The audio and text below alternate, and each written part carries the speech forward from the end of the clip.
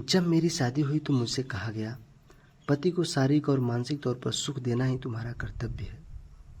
लेकिन जब शादी हुई तो पता चला कि भारत में एक लड़की की शादी सिर्फ एक लड़के से नहीं होती, बल्कि एक पूरे परिवार से होती है, जिसमें सास, ससुर, ननद, देवर और सबसे अंत में पति आते हैं। अब जब मैंने इसे महसूस किया तो डर गई कि अपने आप से मैं खुद तो संभालती नहीं हूँ, 4-5 लोगों को कैसे संभालूंगी। जैसे तैसे मेरी शादी हुई और एक नए परिवार ने मुझे अपनाया। जिंदगी पूरी तरह बदल गई। एक ही रात में मैं घर की लड़की से किसी के घर की बहू बन गई। मैंने अपने सहेलियों में देखा था कि शादी के तुरंत बाद ही उनका और उनके परिवार वालों से झगड़ा होने लगता था। मैं कभी भी नहीं चाहती थी कि मेरे साथ भी ऐसा हो। शादी के कुछ दिन सब ठीक चला, लेकिन कुछ समय बाद घर के लोगों की नज़र में मैं खटकने लगी थी। जब मैंने ये बात अपने पति से बोली तो उन्होंने मुझे बोला कि सबसे पहले अपने दिमाग से ये निकाल दो कि मायका तुम्हारा घर है और ससुराल तुम्हारा ससुराल। असल में ये ही तुम्हारा घर। जितना जितना खुल के रहोगी और बाकी लोगों को समझने की कोशिश करोगी, तुम्हें उतना आसानी होगी। और यही बात उन्होंने घर के बाकी सदस्यों से कही कि ये इसी घर की सदस्य है। अगर इससे गलती हो तो इसे समझाओ, अगर इसे समझ ना आए तो डांटो। और मुझे भी बोला, अगर तुम गैर होती तो घर का कोई सदस्य तुम्हें डांटेगा या समझाएगा नहीं।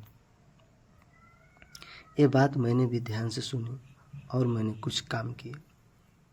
मेरी सास के साथ ज़्यादा समय बिताना शुरू किया, उन्हें समझने की कोशिश की और मुझे समझ आया जो औरत पिछले 40 साल से घर संभाल रही थी, वो कभी नहीं चाहेगी कि उनसे ये हक छीन लिया जाए।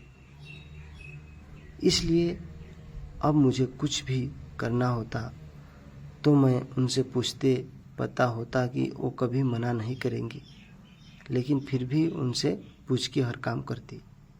इससे उन्हें एहसास हुआ कि आज भी घर में उनकी कदर हो रही है, क्योंकि वो बूढ़ी हो रही थी। ऐसे में उनके साधारण काम भी मैं अपनी तरफ से कर देती। अब मैं घर में सास की फेवरेट थी। मेरी ननद से ज़्यादा मेरी सास मुझे मानने लगी। सास खुश हुए तो वो पापा यानी मेरे ससुर से तारीफ करती। सास खुश तो पापा जी भी खुश हो गए।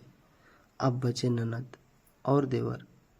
इनके लिए कुछ ज़्यादा नहीं करना पड़ा, बस जो इन्हें खाना हो वो बना दो, और अगर कभी मन ना करे तो मम्मी जी से बोल दो, फालतू खाने की डिमांड कर रहे।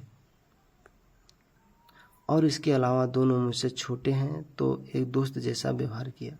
धीरे धीरे सब कुछ हो गए और आज ये स्थिति है कि ना तो मुझे ये फील होता है कि ये मेरा ससुराल है और ना मेरे घर वालों को कि ये कहीं बाहर से आई है।